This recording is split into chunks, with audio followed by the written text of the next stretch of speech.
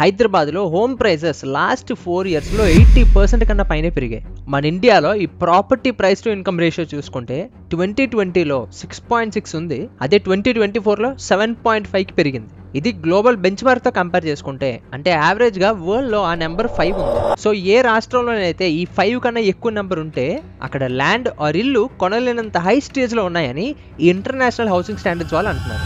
మన Indian housing market లో Hyderabad second most expensive city. Only Mumbai మాత్రమే ఇప్పుడు హైదరాబాద్ కన్నా ఎక్కువ ఎక్స్పెన్సివ్ సిటీ కింద ఉంది. అంటే ప్రెసెంట్ ఎవరైతే హైదరాబాద్లో హౌస్ హోల్డర్స్ ఉన్నారో వాళ్ళ ఇన్కమ్లో 30% ఈ హోమ్ లోన్ ఈఎంఐస్కి వెళ్ళిపోతున్నాయి. ఒక్కసారి ఆలోచించండి, ఈ మిడిల్ క్లాస్ మన కేటగిరీ ఎవరైతే ఉన్నామో వాళ్ళ శాలరీలో 1/3 పార్టీ ఈఎంఐస్కి వెళ్ళిపోతున్నాయి. అండ్ ఈ హైదరాబాద్లో ఇంత గ్రోత్ యాక్సిడెంటల్గా వచ్చింది అని మీరు అనుకుంటే అది కంప్లీట్లీ తప్పు. కేవలం 2020 నుంచి ఈ 2024 పీరియడ్ వరకు ఈ హోమ్ ఓనర్స్ ఇన్కమ్ చూసుకుంటే జస్ట్ 5.4% మాత్రమే పెరిగింది ఎవ్రీ ఇయర్. అదే ప్రాపర్టీ ప్రైజెస్ 9.3% కన్నా పైనే పెరిగింది. సో ఇక్కడ వాళ్ళ శాలరీ ప్రాపర్టీ ప్రైజెస్తో పోల్చుకుంటే సగానికి సగం రేట్లు మాత్రమే పెరిగింది.